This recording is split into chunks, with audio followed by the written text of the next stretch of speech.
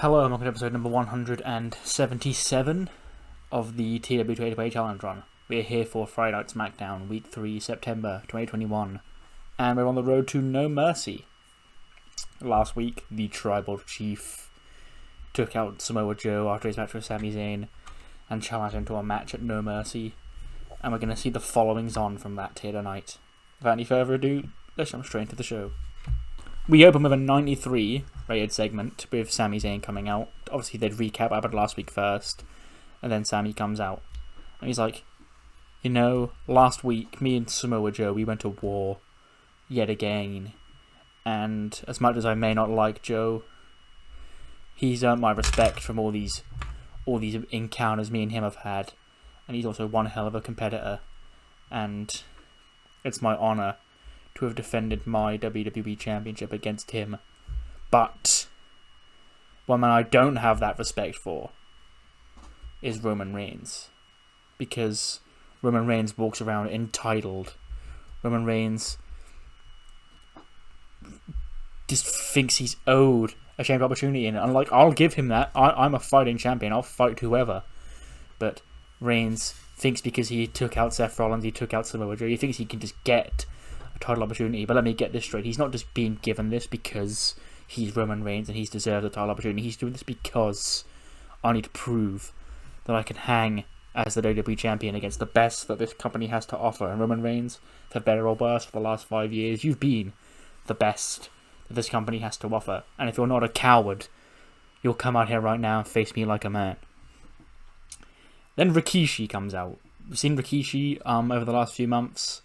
He was with the Usos. He was talking to Roman when he was managing his sons before SummerSlam with Seth and Reigns and stuff.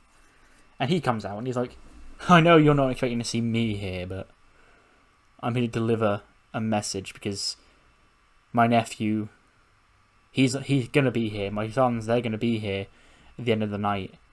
And they can address you then, Sami. So it's not that they're avoiding you. It's that the Tribal Chief, he arrives at on his own speed and at his own time. And Sami's like, oh, well, that's fucking convenient, isn't it? Well then, if he's not here right now, I'm out here, I'm ready to fight. Someone come out here and face me in a match. Then Andrade comes out with Zelina, and she's like, well, bitch, if you think you're so great, you can take on Andrade right now. And when he beats you, he gets a title shot too. And Sami's like, okay, bet. 91, there we go. Nice hot opening match. Sami Zayn defeats Andrade in 14 minutes of a haluva kick. 78 for Sami and a 94 for Andrade. Probably got the title on the wrong person, but it's challenge run, and I have to do what I'm told. I can't just put the belt on Andrade because he's better. We then get a backstage segment and Adam Pearce is off. He's like, well, let me get this straight. You want a 6-man tag team match tonight? Then the camera sort of pans over and shows Biggie and the Mysterio stood there. He's like, yes, Randy Orton, he's a son of a bitch, and we all want to get our hands on him after what he did. He tried to take out Dominic, he tried to take out Ray, and of course he tried to take out me. We all want a piece of him. And Paige's like, okay, I'll tell you what. I'll tell Randy, and he can go find 2 partners, and you can have a 6-man tag team match in the main event tonight. And then the winning team, if your team wins, you will get to decide the stipulation with your match with Randy at No Mercy. But if Randy's team wins, he gets to pick the stipulation for the match at No Mercy. And Biggie's like, okay, bet. So just tell Randy and try and find 2 friends if he hasn't alienated them yet. So big 6-man main event. We then get a backstage segment. Again, funny, haha, panning the camera humour. Sonya Deville and Bayley are stood next to each other, sort of looking down at something disgusted. And then Bayley's like, do you know what this is all about? And Sonya's like, you know, it's just best not to ask anything. And then it pans, and of course Shotzi and Ember are fiddling with the tank, trying to set everything up. Because they're in 8-woman tag team action against the entire Boss group up next. And it's just funny because, haha, Sonya Deville and Bayley are super serious, and Shotzi and Ember are playing with a tank.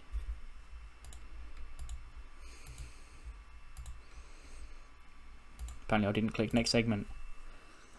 That 8-woman tag gets a 75, which is actually pretty good considering, you know, Dana Brooke's in here, Indy's in here, and stuff. 75, there's a lot, I can see a lot of feuds advancing down here, because there's a lot of fucking shit happening in this match. Sonya, Shotzi, Ember, and Bayley defeated Boss, Queen Sasha, Dana Brooke, Mickie James, and Indy Hartwell. When Sonya pins or submits Dana, because Indy and Mickie are targeted by Micah and Julia of Dominion from Raw, and Bayley is also taken out by Candice. So, yeah. Oh, that probably happened before the break, like Candice would take Bayley out, and then they'd be like, oh my god, what's going to happen? Come back from the break to find out. And then Julia and Micah come out, fight off Indy and Mickie. Sasha's like, well, what the fuck? And backs away from Sonya, which leads to her submitting Dana Brooke. 60 for Indy, 68 for Mickie, 41 for Dana, 83 for Sasha, 74 for Bayley, 75 for Ember, 69 for Shotzi, and a 73 from Sonya. Nicely done. After the match, the two Dominion girls toss Indy and Mickie into the ring, and they like lay them out at their feet. And then Shotzi and Ember look at them, and they're like, what the fuck you doing, bro? Okay, I guess we're defending our titles against them two at the pay-per-view, so thanks, I guess. But then obviously Julia and Mike could take out the champions as well. And we appear to have a 3-team situation on our hands, because the Raw Tag Team, or the Women's Tag Team titles aren't being defended at Unforgiven, which is the Raw pay-per-view. So, I guess Julia and Micah have come over here to try and make their claim to be also next in line for the title shot. 62. Last week, Dio Madden and Mansoor had a chat backstage because they both lost that fatal 4-way against Gulak and Dijakovic, with Gulak submitting Mansoor. And now they've decided they're going to team up and become a tag team here on SmackDown. And they actually defeat the Viking Raiders, who have been a bit off recently, when Dio pins Eric. It's 39 for Mansoor, 59 for Dio, 65 for Eric, and a 68 for Ivar. We then get a segment with Billie Kay in the ring, and she's like, well, last week, Peyton thinks she's so much better than me, because obviously I must have been the one that she doesn't think is as iconic as everyone else. And then she was beaten by Santana Garrett last week in a match. And now I want to prove that I'm iconic and I can hang as a solo, and prove to Peyton that I am great and I'm the best. So any woman on that roster, come out here and face me right now. And then we saw the videos for Subculture the last few weeks. Out they come. Danny Luna is the one who will be facing Billie Kay here tonight. In a 29, Danny Luna defeats Billie Kay with a bridging German. 37 for Danny and a 44 for Billie Kay. So a successful debut win for the first member of Subculture as Mandrews and Webster. So watch on, cheer their girl on from ringside. We then get a backstage segment. Bivens is smiling, and he's like, I think this could be beneficial to both of us. And he grins, and he pans out and he's talking to Randy Orton, and he's like, so you want me to lower myself to this group? Thanks for, I know you're recruiting Bivens, but I'm gonna have to pass.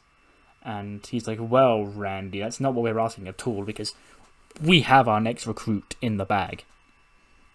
And we just wanted to offer our services, because you need 2 tag team partners tonight. And AJ Styles and Baron Corbin will be happy to team with you in that 6-man tag match. And one sort of looks off, he sort of thinks about stuff. And he's like, you know what, you're right. I will team with you two. And then Corbin's like, yes, it's going to be great. Thank you so much for picking me, Randy. And he's like, up. He shakes his head. And Corbin's like, what do you mean? And he points to Omos. And the camera obviously pans up to Omos just standing there, scowling down. So it appears Orton's found his 2 partners, being AJ and Omos of Bivens Enterprises. 71, that's actually a pretty good tag match given who's in this. Drew Gulak and Dijakovic team up to take on Dabba-Kato and Kushida of The Message. And it's The Message boys who pick up a win. Dabba-Kato pins Gulak with a chokeslam. probably via Mia Yim or Mustafa Ali shenanigans, but I forgot to program that in. 69 for Kushida, 53 for Dabakato, 80 for Dijakovic, and 84 for Gulak, and they have excellent chemistry teaming together. That's something interesting to keep in mind for the future. But the monstrous Dabakato has got the victory here tonight over the United States champion. We then get a backstage segment with Kayla. She's interviewing Cesaro. And she's like, ladies and gentlemen, Cesaro. It's like, what are your thoughts on what Robert Roode had to say to you last week? And he's like, you know, I sort of feel sorry for Roode, because he's lived his whole life believing that he's entitled to everything just because of how he acts, how he looks, how he lives his life.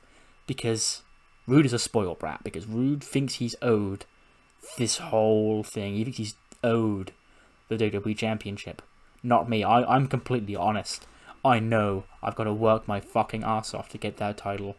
And that's what I have for 20 years in that ring, proving that I belong here in WWE. But Roode, he walks in day one, just expects greatness, claims he has it, claims he's, oh, I'm going to definitely be WWE Champion, and you're not, Cesaro. That's not true, because I know I've got the heart and I've got the drive that probably Roode does not have. And if he has anything different to say, he can see me at No Mercy and he can prove once and for all who's got the heart of a champion out of us two, because it won't be him, it'll be me. Sunglasses on, and he walks off.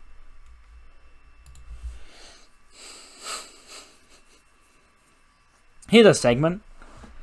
Matt Riddle is backstage with the Street Profits and Bianca Belair, and he's like, hey bro, you know, me and you, we haven't really had a chance to introduce myself here on SmackDown, bro.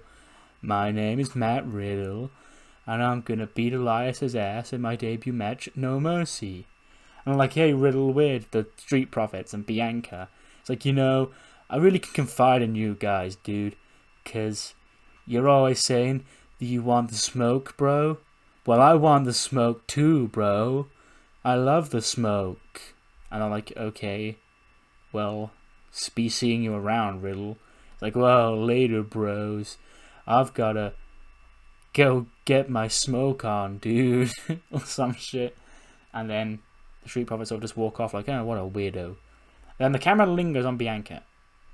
And she's looking around like, oh, girl, And she turns around, and who's there waiting for her but Little Miss Bliss? Like, not spooky Alexa. Blue-haired, sparkle, bling-bling Alexa Bliss. And she's like, hi, Bianca. And he's like, girl. And then she blows the glitter in her face. And she's like, yeah, it's me, Alexa. And then she runs off, skippy and all happy. And Bianca's like, because what the fuck is going on with Alexa Bliss? We haven't seen her since SummerSlam. But she's come back and she's like babyface glitter fairy Alexa Bliss. 73 for the main event, which is a little bit of a letdown. But I'm expecting the closing segment to carry the show, so it's fine. And it is Randy Orton and AJ Styles and Omos who win this match when Omos pins Dominic Mysterio with a big double-handed chokeslam. Because Randy Orton and Big E would also fight each other off. And Rey Mysterio was attacked by Kevin Owens, who hits him with a stunner. And Dominic is then pinned by Omos. Kevin Owens hits a stunner on Rey Mysterio. And Dominic gets a 63, 89 for Rey, 83 for Big E, 46 for Omos, 83 for AJ, and an 83 for Randy. So Rey actually did the best out of everyone in this match. That's interesting.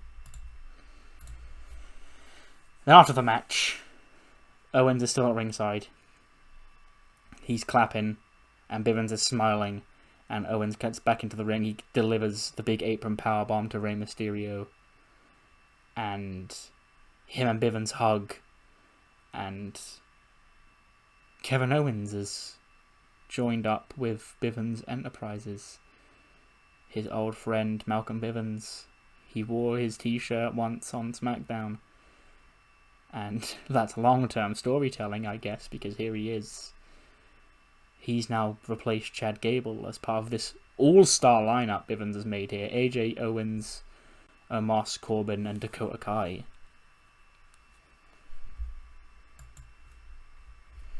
Mixed Match Challenge. Speaking of Bivens Enterprises, they're going to be in action on the Mixed Match Challenge show. It's going to be AJ and Dakota representing Bivens Ent against the team of Jeff Hardy and Io Shirai. And then Mustafa Ali and Mia Yim of The Message are going to face off against R-Truth and I guess Danny Jordan, because it's supposed to be R-Truth and Carmella. I had the whole thing planned out where it's going to be Carmella and R-Truth, but it's not the same Carmella that teamed with Truth last time. But Carmella left because she wanted to leave. So it's Danny Jordan filling in for him. But it's not going to say anything. He could be like, we did great last time, dog. Hey, Carmella, when we won this before, we're going to win it again, right? And Danny's just like, well, sure, Truth, yeah, sure. It's like, yeah, Carmella, we did great. We're going to beat Ali and Mia. And she's like, okay, yeah, we are, Truth, that's great.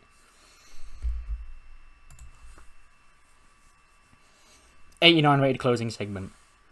Because the Tribal Chief is here, Paul Heyman is here, the Usos and Jacob Fatu are here, Rikishi's here. The entire bloodline is here. And Heyman starts talking. He says, ladies and gentlemen, my name is Paul Heyman, and I'm here, the advocate for your next WWE champion, the head of the table, the Tribal Chief, Roman Reigns, and his cousins, Jacob Fatu, Jimmy and Jey Uso, and Big Unk Rikishi. Because the Samoan blood, he starts breaking down the Samoan bloodline, how the Samoan bloodline is full of warriors, and how he's had years and years of respect with the Samoan bloodline, and how messing with that bloodline is going to end badly for whoever it is. And the Roman sort of cuts him off. He's like, hand me the mic. And he's like, ladies and gentlemen, you may now acknowledge me as the head of this table, as the Tribal Chief, as your Tribal Chief. And there's no room for weakness in this family under my rule. And that'll become the fact that when I win the championship at No Mercy, the Usos, they're going to keep the tag team championship at No Mercy. But now, we need to discuss, because a family is only as strong as its weakest link. And then all four of them turn to Rikishi. And he's like, bro, you're my sons and my nephew, whatever, please, what can I do to help you? But nothing, boom, Jacob Fatu, big super kick, takes down Rikishi. And of course the Usos are hesitant to beat up their own father. And Roman's like, you better fucking do it. So Fatu holds him up, and then the Usos hit a double super kick on Rikishi, lay him out. And Sami Zayn, the WWE champion, tries to run out. Fatu sort of holds him off. And also out from the back, Damian Priest and Buddy Murphy, who have also in recent weeks showed interest in becoming WWE champion.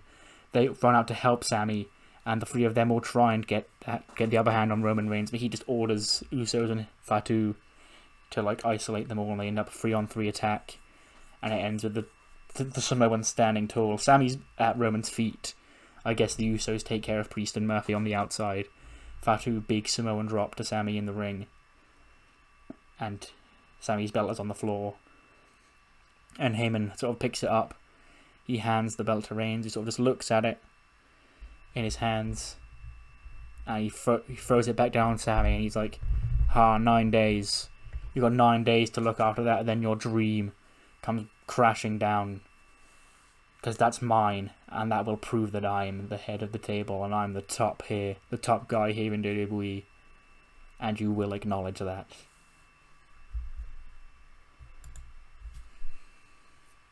'81. That main event was a bit weak, but it's fine. I knew the main event segment would be good. So, yeah. On to the Mixed Match Challenge. Mixed Match Challenge starts with a Raw recap, 10 minutes Raw recap as usual.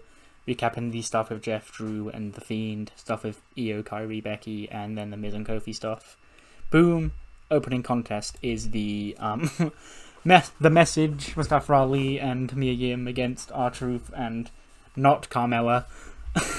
And R-Truth's like, come on, me and Carmella are going to win this again. They don't. 69, Mustafa Ali and Mia Yim defeat R-Truth and Danny Jordan when Mustafa Ali pins R-Truth with a reverse 450. In terms of ring work, Mustafa Ali was head and shoulders above everyone else. Danny Jordan was the weak link. Ali and Mia don't work well as a team, which sucks. Danny with a 43, Truth with a 58, 55 for Mia, and a 72 for Ali. Danny Jordan and Reggie aren't a poor combination, but that's just reminding me now I can change that as soon as this show's over. Yes, I know, thank you. Then here's the SmackDown recap.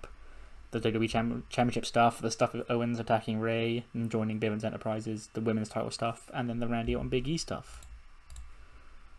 Before we get to what I penciled in before I did Bray and Susie against whoever, Cesaro and Bayley, this looked like what would be the match of the first round for me.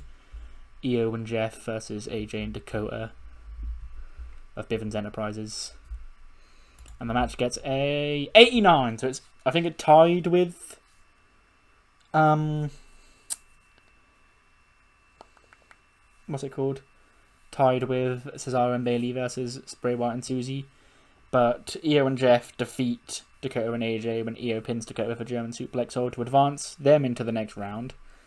The number one contender for the Raw Women's and World Heavyweight Championships. That is Jeff with a 75, Io with a 90, AJ with a 79, 71 for Dakota.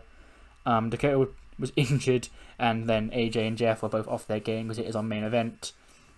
Dakota Kai had great chemistry with AJ Styles teaming, which could be good to know in the future when they're not on main event, phoning it in. And then Dakota and Malcolm Bivens are a good pairing, as we knew. Boom. So that's a 90 overall. Another banging episode of Mixed Match Challenge. Next week marks the end of the first round of the tournament. I think it's, I can't remember who's in the matches, but obviously I can flash the bracket up on screen. But yeah, that's the end of today's show. Do let me know what you thought in the comments below, and I'll see you next time for Raw, which will be the go home show for Unforgiven. See you then.